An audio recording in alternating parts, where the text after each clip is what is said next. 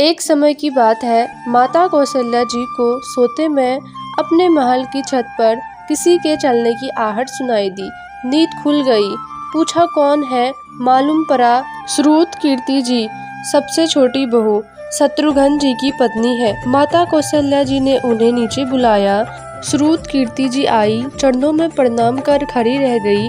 माता कौशल्या ने पूछा, श्रुति, इतनी रात को अकेली छत पर क्या कर रहे हो बेटी?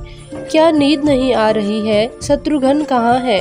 श्रुत कीर्ति की आंखें भर आई, माँ की छाती से चिपट गई, गोद में सिमट गई। बोली, माँ, उन्हें देखे तो 13 वर्ष हो गए। ये सुनकर कौशल्या जी का हृदय कांपकर झपट गया। तुरंत आवाज लगाई, सेवक दौड़े आए। आधी रात की पालकी तैयार हुई। आज शत्रुघ्न जी की खोज होगी। माँ चली। आपको मालूम है शत्रुघ्न जी कहाँ मिले? अयोध्या जी के जिस दरवाजे के बाहर भरत जी नंदीग्राम में तपस्वी बनकर रहते हैं, उसी दरवाजे के भीतर एक पत्थर की शिला है। उसी शिला पर अपनी बाह का तकिया बनाकर लेटे मिले। माँ सिरहाने बैठ गई, बालों में हाथ फिराया तो शत्रुघ्न जी ने आंखें खोली। माँ उठे, चरणों में गिरे। माँ, आपने क्यों कष्ट किया? मुझे बुलवा लिया होता। माँ ने कहा, शत्रुघ्न यहाँ क्यों? शत्रुघ्न जी की रुलाई फूट पड़ी। बोले, माँ, भैया राम जी पिता की आज्ञा से वन चले गए। भैया लक्ष्मण जी उनके पीछे चले गए। भैया भरत जी भी नंदीग्राम में है। क्या ये महल, क्या ये रथ, ये राजसी वस्त्र विधाता ने मेरे लिए बनाए हैं? माता कौशल्या जी निरंतर रह गई। देखो क्या है ये राम कथा। यह भोग की नहीं, त्याग की है कथा। यहाँ त्याग की ही प्रतियोगिता चल रही है और सभी प्रथम है, कोई पीछे नहीं रहा। चारों भाइयों का प्रेम और त्याग एक दूसरे के प्रति अद्भुत, अभिनव और अलौकिक है। रामायण जीवन जीने की सबसे उत्तम शिक्षा देती है।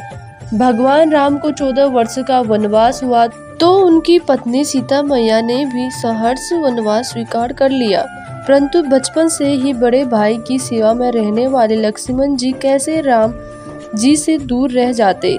माता सुमित्रा से उन्होंने आज्ञा ले ली थी वन जाने की, परंतु जब पत्नी उर्मिला के कक्ष की ओर बढ़ रहे थे तो सोच रहे थे कि माँ ने तो आज्ञा दे दी, परंतु उर्मिला को कैसे समझाऊंगा, क्या बोलूँगा उनसे। यही सोच विचार करके लक्ष्मण जी जैसे ही अपने कक्ष में पहुँचे तो देखा कि उर्मिला जी आरती का थाल लेके खड़ी है और बोली, आप मेरी चिंता छोड़ प्रभु श्री राम की सेवा में वन को जाओ। मैं आपको नहीं रोकूंगी। मेरे कारण आपकी सेवा में कोई बाधा ना आए, इसलिए साथ जाने का हट भी नहीं करूंगी। लक्ष्मण जी को कहने में संकोच हो रहा था, परंतु उनके कुछ कहने से पहले ही उर्मिला जी उन्हें संकोच से बाहर निकाल दिया।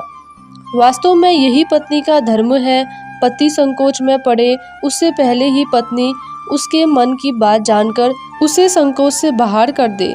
लक्ष्मण जी चले गए, परंतु 14 वर्ष तक उर्मिला ने एक तपस्विनी की भांति कठोर तप किया। वन में प्रभु श्री राम माता सीता की सेवा में लक्ष्मण जी भी कभी सोए नहीं, परंतु उर्मिला ने भी अपने महलों के दरबार कभी बंद नहीं किए और सारी रात जाग जाग कर उस दीपक की लौ को बुझने नहीं दिया।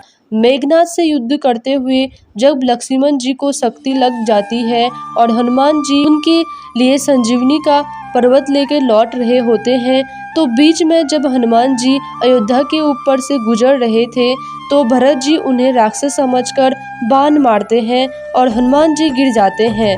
तब हनुमान जी सारा वृत्तांत सुनाते हैं कि सीता जी को रावण हर ले गया, लक्ष्मण जी युद्ध में मूर्छित हो गए हैं। यह सुनते ही कौशल्या जी कहती है कि राम को कहना कि लक्ष्मण के बिना अयोध्या में पैर भी मत रखना, राम वन में ही रहे। माता सुमित्रा कहती है कि राम से कहना कि कोई बात नहीं, अभी शत्रुघ्न है, मैं उसे भेज दूंगी। मेरे दोनों पुत्र राम सेवा के लिए ही तो जन्मे हैं। माताओं का प्रेम देखकर हनुमान जी की आंखों से अश्रुधारा बह रही थी, परंतु जब उन्होंने उर्मिला जी को देखा तो सोचने लगे कि यह क्यों एकदम शांत और प्रसन्न खड़ी है। क्या उन्हें अपने पति के प्राणों की कोई चिंता नहीं?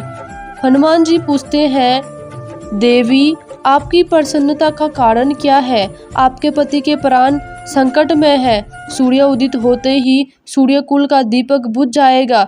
उर्मिला जी का उत्तर सुनकर तीनों लोगों का कोई भी प्राणी उनकी वंदना किए बिना रह नहीं पाएगा। उर्मिला बोली, मेरा दीपक संकट में नहीं है, वो बुझ नहीं सकता। रही सूर्योदय की बात, तो आप चाहे तो कुछ दिनों तक अयोध्या में विश्राम कर लीजिए, क्योंकि आपके वहां पहुंचे बिना सूर्य उदित हो ही नहीं सकता। आपने कहा कि श्री राम मेरे पति को अपने गोद में लेकर बैठे हैं। जो योगेश्वर प्रभु श्री राम की गोदी में लेटा हो, काल उसे छू भी नहीं सकता। यह तो वो दोनों लीला कर रहे हैं। मेरे पति जब से वन गए हैं तब से नहीं सोए हैं। उन्होंने 9 सोने का प्रण लिया था, इसलिए वे थोड़ी देर विश्राम कर रहे हैं। और जब भगवान की गोद मिल गई तो थोड़ा विश्राम ज़्यादा हो गया, वे उड़ जाएंगे। और शक्ति मेरे पति को लगी ही नहीं, शक्ति तो प्रभु श्री राम जी को लगी है।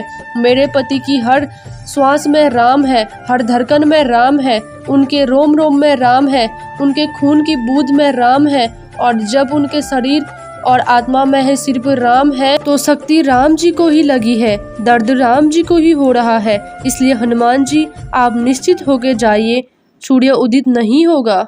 जय सियावर रामचंद्र भगवान की जय। जय श्री राम। धन्यवाद।